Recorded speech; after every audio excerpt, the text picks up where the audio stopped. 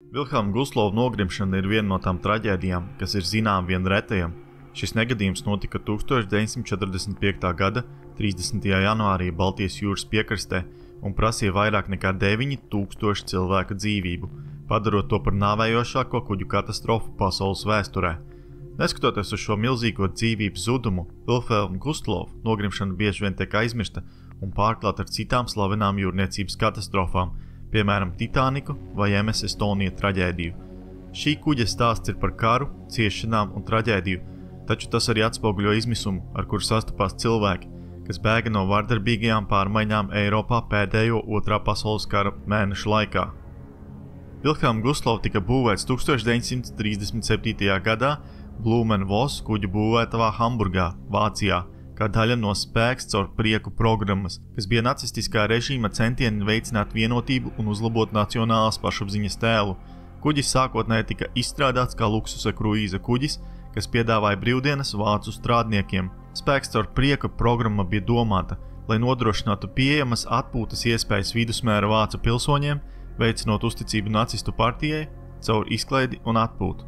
Vilhelma Guslova bija mūsdienīgs kuģis ar iespaidīgām ērtībām. Kuģa dizains ietvēra grēznu ēdamzāli, peldbaseinu un pat koncertzāli. Ar 208 metru garumu un vairāk kā 25 000 tonu svaru, kuģis bija viens no lielākajiem un greznākajiem kuģiem tā laika pasaulē. Tas spēja uzņemt līdz 1800 pasažieriem, bet kopā ar apkalpi tā maksimālā kapacitāte bija apmēram 2000 cilvēku. Tas tika nosaukts pēc Vilhelma Guslova, nozīmīga nacista amatpersona Šveicē, kuru 1936. gadā nogalināja ebreju students Deivids Frankfurters. Šāda nosaukšana bija domāta kā piemiņas žests Guslova kalpojumam nacistu režīmam. Vairākus gadus Vilhelma Guslova kalpoja kā kruīza kuģis, piedāvājot vācu strādniekiem iespējas atpūsties luksus apstākļos Baltijas jūrā. Taču, sākoties Otrajam pasaules karam 1939. gadā, kuģa loma drastiski mainījās. Līdz 1940. gadu sākumam tas tika pārveidots, lai kalpotu kara vajadzībām, sākotnēji kā slimnīcas kuģis, bet vēlāk kā militārais transportēšanas kuģis. 1944. gada beigās Vācija saskārās ar sakāvi. Sabiedrotie bija izsēdušies Francijā un padomju armija strauji virzījās no austrumiem.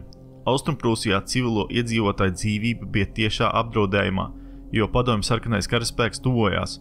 Šajā situācijā miljoniem vāciešu, tostarp karavīru, civiliedzīvotāju un bēgļu bija spiesti bēgt uz rietumiem Vācijas virzienā. Šajā kontekstā Vilhelma Guslova tika atjaunots nevis kā luksusa kruīza kuģis, bet kā daļa no milzīgas evakuācijas operācijas.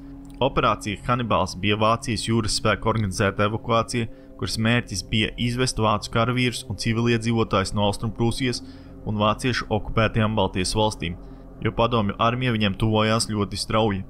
Kuģa pēdējais reizes tika veikts, lai evakuētu civilos iedzīvotājus, Vācijas militāru personas un tehniķus no Kurzemes, Austrumprūsijas un Dancigas Rietumprūsijas reģioniem. Daudzi no šiem cilvēkiem iepriekš bija strādājuši slepenās ieroču izstrādes bāzēs Baltijas jūras piekrastē, un kuģis tos nogādāja no Gdiņas uz Ķīli. Lai gan oficiālajos dokumentos tika norādīts, ka uz kuģa atrodās 6050 cilvēku, patiesais pasažieru skaits bija daudz lielāks, jo daudz bija iekāpuši bez reģistrācijas. Vācu arhīvists un Vilhelma Guslova katastrofas izdzīvojušais Heinz Schēns 20. gadsimta 80. un 90. gados veica pētījumu par kuģa nogrimšanu.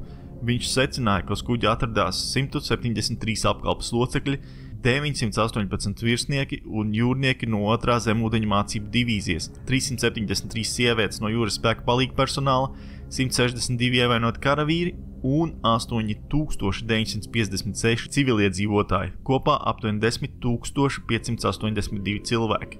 Papildus civiliedzīvotājiem uz kuģa atradās arī Gestapo darbinieki un nacistu amatpersonas ar ģimenēm. Starp evakuētajiem bija ne tikai etniskie vācieši, bet arī lietuvieši, latvieši, poļi, igauņi un horvāti. Daļa no viņiem iepriekš bija cietuši no nacistu represijām. 1945. gada 30. janvārī 12:30 Vilhelma Guslova devās ceļā no Gdiņas. To pavadīja 2 torpēdu kuģi un laineris Hansa, kas arī pārvadāja civiliedzīvotājus un karavīrus. Tomēr tehnisku problēmu dēļ Hansa un viens no torpēdu kuģiem nevarēja turpināt ceļu, atstājot Vilhelmu Guslavu vienu pašu ar pavadoni – torpēdu kuģi Love. Uz kuģa atradās 4 kapteiņi. Kuģa oficiālais kapteinis, 2 tirsniecības flotes kapteiņi un zemūdeņu divīzijas virsnieks. Viņu starpā izcēlās domstarpības par to, kā vislabāk izvairīties no padomju zemūdeņu uzbrukuma. Neskatoties uz militārā komandiera leitnanta Vilhelma Zāna brīdinājumiem, ka kuģim jāturās piekraste seklojos ūdeņos un jābrauc bez gaismām, kapteinis Friedrichs Petersons nolēma virzīties uz dziļākiem ūdeņiem, jo tie bija attīrīti no mīnām. Kad tika saņemts radioziņojums par tuvojošos vācu mīnu traleri, Petersens pavēlēja iedegt kuģa navigācijas gaismas, padarot Vilhelmu Gustavu labi redzamu. Padomju zemūdene S-13, kur komandēja kapteinis Aleksandrs Marinesko, pamanīja Vilhelmu Gustavu un sekoja tam vairākas stundas. Eskorta torpēdu kuģa pretzemūdeņu sensori bija iesaluši un kļuvuši neizmantojami, atstājot to pilnīgi neizsargātu. Marinesko pieņēma drosmīgu lēmumu apbraukt Vilhelmu Gustavu pakaļgalu un uzbrukt no krasta puses, kur uzbrukums būtu vismazāk gaidīts. Aptuveni 21:00 tika palaistas 4 torpēdas, no kurām 3 trāpīja kuģa kreisajā pusē. Pirmā torpēda trāpīja kuģa priekšgalā, iesprostojot daļu apkalpes, otrā torpēda trāpīja telpā, kur atradās jūras spēku palīgpersonāls. Šis trieciens radīja postošus ievainojumus, un no 373 sievietēm izdzīvoja tikai 3. Trešā torpēda skāra dzinēja telpu pilnībā, atslēdzot kuģa elektroapgādi un sakarus. Tas sāka grimt ļoti strauji. Glābšanas laivu skaits nebija pietiekams tik lielam pasažieru skaitam, un daudzas no tām bija iesalušas stiprinājumos. Tikai 9 laivas izdevās nolaist ūdenī, bet dažas no tām apgāzās, kad kuģis sāka grimt uz sāniem. Cilvēki panikā metās pāri bortu, taču ūdens temperatūra bija nāvējoša zema, aptuveni 4 grādi, savukārt gaisa temperatūra tajā naktī sasniedz pat -18 grādus. Lielākā daļa cilvēku gāja bojā no augstuma un hipotermijas. Aptuveni 40 minūtes pēc torpēda trieciena Vilhelma Gustava bija pilnībā apgāzies, un pēc vēl 10 minūtēm nogrima Baltijas jūras dibenā 44 metru dziļumā, kur tas atrodās vēl joprojām. No vairāk kā 10 000 cilvēku, kas atradās uz kuģa, izdzīvoja vien 1252. Vācijas jūras spēkiem izdevās glābt cilvēkus, taču vairāk izdzīvojušie vēlāk nomira no hipotermijas un ievainojumiem.